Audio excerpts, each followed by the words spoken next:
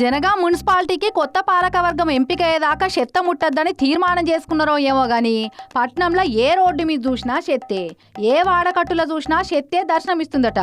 తెల్లారంగానే తలుపు తీస్తే కంపు వాసన వస్తుందట జనాలకు. ఇక ఈ సంగతి కనిపెట్టి చెత్తను డబ్బాలల్లా కాదు పట్టుకపోయి మున్సిపల్ ఆఫీస్లో ఎయ్యిర్రని ప్లకార్డులు రాసుకొచ్చి గాంధీగిరి చేసి నిరసన తెలిపిర్రు అక్కడి కారు పార్టీ కార్యకర్తలంతా.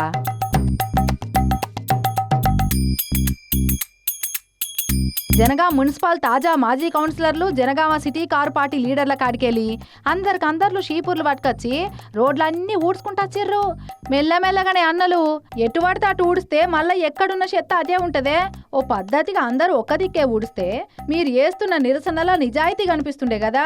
అగో సిటీ సెంటర్లున్న నీళ్ళ ఫౌంటైన్లో కూడా చెత్త నిండిందట. నీళ్ళల్లో చేతులు పెట్టి బయటకు తీసి చూపిస్తున్నారు.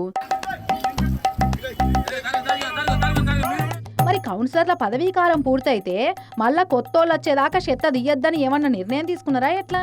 అట్లగినైతే అదే ముచ్చట బయట పెడితే బాగుండు.